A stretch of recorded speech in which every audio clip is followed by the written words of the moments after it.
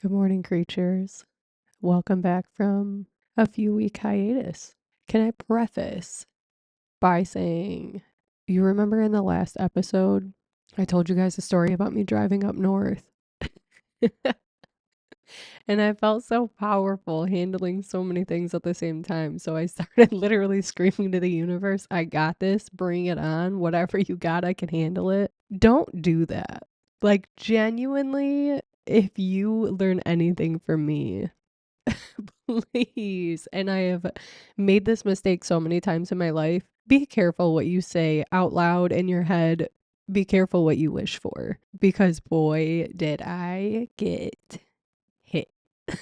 It is cool because it hasn't like completely drained my life force or anything. I still have a very positive outlook on everything that's going on, but it was a lot. Like, it was very overwhelming. And a really cool thing about being on this path, I'm going to say that as sarcastically as possible, when I get super busy like that and I know I'm overworking myself and overextending myself, my body lets me know by dreadfully getting so sick. So here I am once again getting over some random sinus issues that I can't even be mad about because it's my fault and I choose to do this every time and I know the repercussions every time. So it's the consequences to my own actions. I'll just apologize if my voice is a little bit nasally today. So you've probably put two and two together that the last couple of episodes, I've had some really heavy family stuff going on. What you don't know about this situation is for almost all of my adulthood, I have not had a relationship with my parents. I won't go strong into detail into this, but I'm sure you'll figure it out through, the lessons, and a lot of the knowledge that I bring to the table comes from a place. And while yes, I do have schooling in these aspects, almost all of my knowledge just comes from life experience, whether it be my own childhood trauma, everything that I went through. I put myself on a path to question literally everything. I've lived 1,000 years in only 32 of them, and trial and error at the end of the day creates a lot of wisdom. So anyways, the big thing about these family issues that I'm going through is, while I can do years and years of healing for myself, building relationships can not only be done on one side. Now, this was not something that I expected, but both of my parents have done this exponential work on themselves. And that is the sole reason why I can have the relationship that I have with them. And this is something I'm so eternally grateful for, because most people in this world that went through anything that I went through or have broken relationships with their parents, most of the time they don't get the opportunity.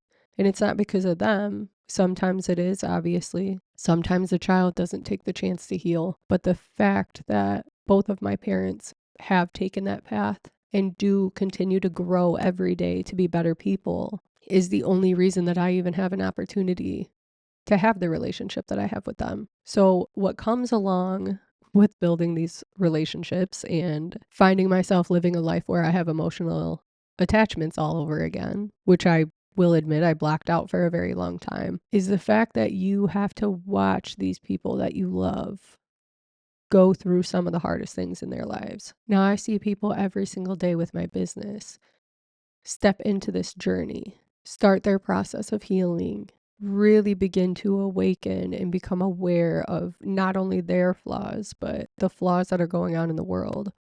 And on top of it, what a sensitive time to do it right now. There's so much going on in the world. There's so many things happening at once. And then on top of it, you have such a massive collective that is finally just springing forward all at the same time. Now, whether you believe it or not, everything is energy, and that energy bears a lot of weight to it.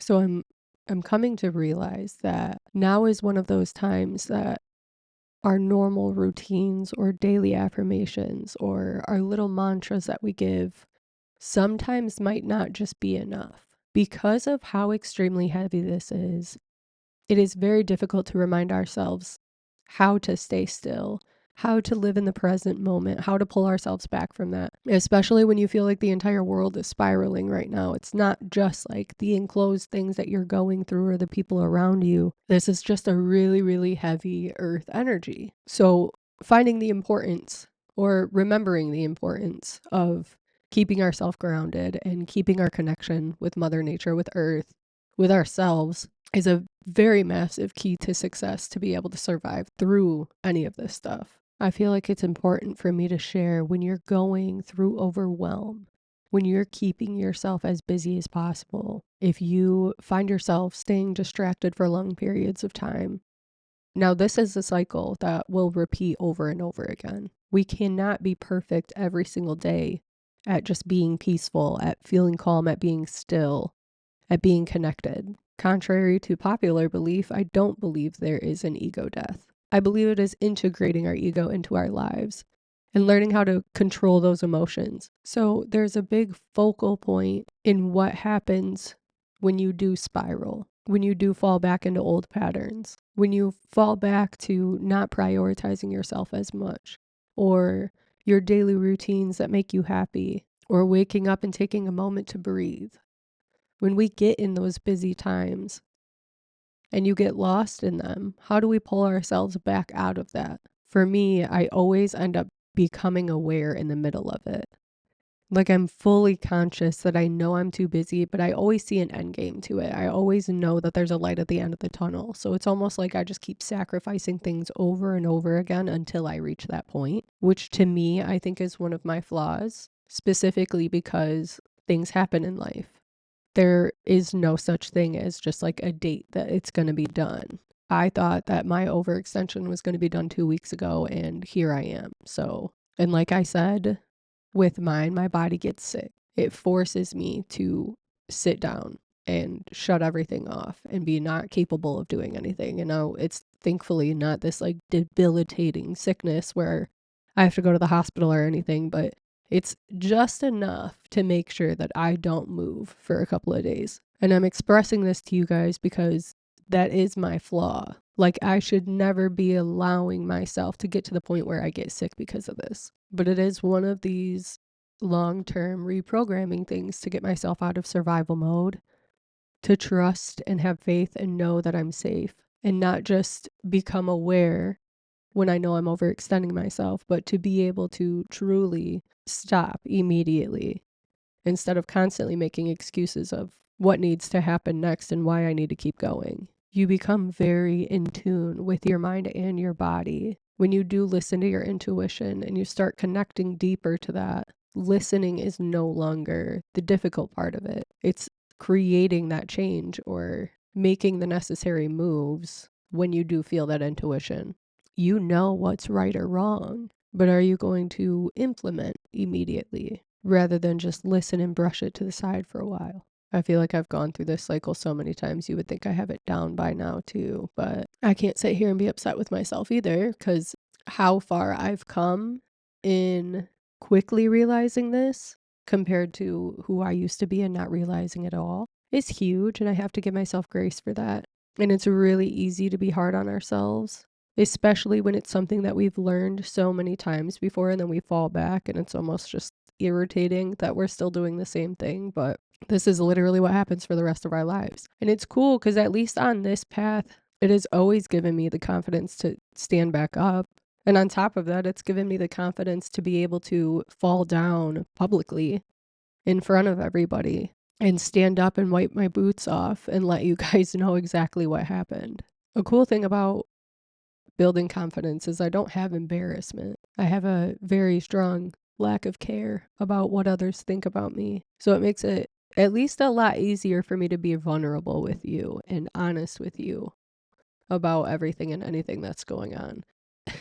Because this entire thing is supposed to be about the full journey. And I'm not going to sit here and blow rainbows at you that everything is hunky-dory all of the time. You know, I will say I did think that the trajectory of this podcast was going to be dreadfully positive all of the time.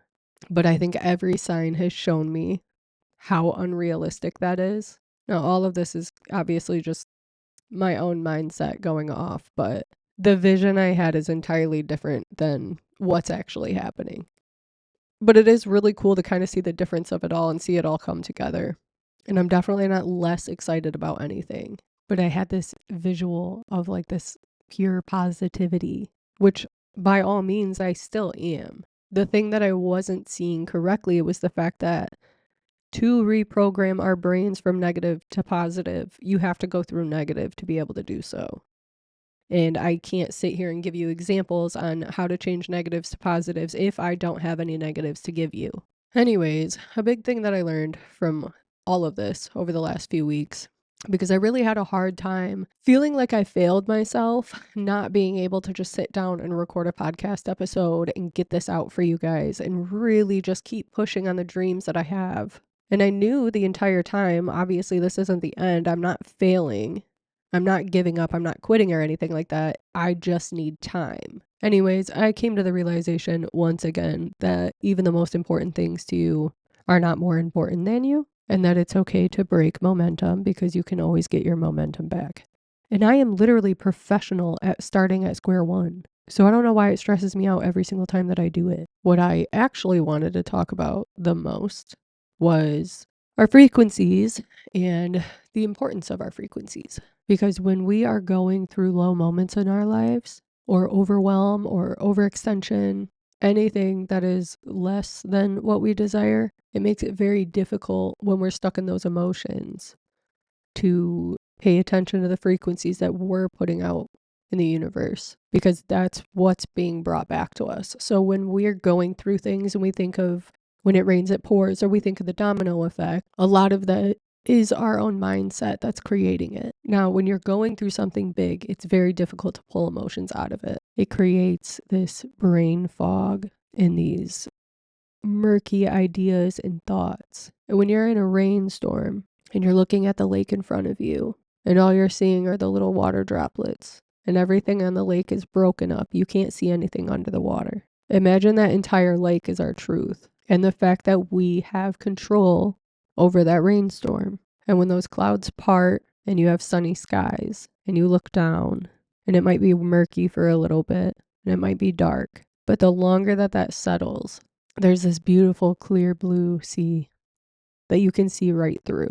And that's the position that we want to try to stay in as much as we possibly can. And it might not be the easiest task to control your emotions, but being aware that you have the capability of doing so does make it a lot easier. And with almost every single lesson that I have in life, almost all of these achievements come down to stillness, back to this present moment, back to those calm waters where you can just reach down and grab that emotion and hold it in your hand. It's wild too, because I feel like people just hit a point of such exhaustion, like when you keep trying to fight and fight and fight, that you're forced to just kind of break and sit there, which isn't the worst place to be, because that's when you finally are like, I need different. I can't keep feeling this way anymore, no matter how much I ignore it. The thing is, most of the things that you go through externally, whether it be your own fault or somebody else's, or just some random thing that popped up, we have zero control whatsoever over almost everything that happens. Truly, the only thing that we have control over is our reactions and our emotions. Now, I've talked about reactions a lot, which is clearly just the action of our emotions, but keeping ourselves in a place of peace and tranquility provides this frequency, this line of energy to step out into the universe that creates almost like a tether of what comes back to us. And I'm kind of just explaining this in such a very weird way to explain how things happen or what part we have in those things happening, how to really change the trajectory of what continues to happen in our lives. My mind and body keep telling me to just wrap this up. And I don't know why, but at least here's another episode of you listening to Alyssa's scrambled mind and watching me somehow get my bearings back together, get back in routine, start fresh-ish, get back on track, and just literally pray every single day that one of these episodes I'm actually going to be able to speak the things that my mind wants to speak. It's a very difficult process. Seeing as the last 3 weeks of my life, I have had some of the biggest conversations I've ever had. And the way I handle experiences and the way I help others, and trying to integrate that into literally speaking to a camera where nobody's replying and there's no conversations. And I have many opportunities to bring guests on, but the thing is, this is a challenge for myself. I have to learn how to be able to speak my thoughts out loud. And I'm not by any means saying I'm very great at it right now, but it is something I have to learn to do. So for that, I'll just keep trying until I finally get into the groove of speaking to a void and trying to organize the 3,000 thoughts that I have at the same time to say to this void. But I mean, hey, the ones that have stayed and supported me and see and visualize what I'm doing and where I'm going, thoroughly appreciate you sticking around. We're just going to keep learning together and keep at it and keep practicing and keep pushing through obstacles and just not fighting, just allowing ourselves to really flow with everything that happens in life. I'm definitely not down and out about it. I know it'll get there eventually, but I guess at the very least, it's worth you guys being able to see the thoughts and the fears and even the process of how starting something like this goes along. So whatever you want to do, just do it. Just try it. Just let it happen. And then keep trying it. And then keep going. And let yourself look like a fool for a little bit. And I'm not going to sit here and tell you what I'm going to talk about next week. I feel like I should switch my ending from see you next week to see you next time. Just in case anything else happens, I guess. And I'm not going to apologize anymore for how weird all of these episodes are so far. Because take me as I am. So, as always, in always, be present, be calm, and be a creature. See y'all next time.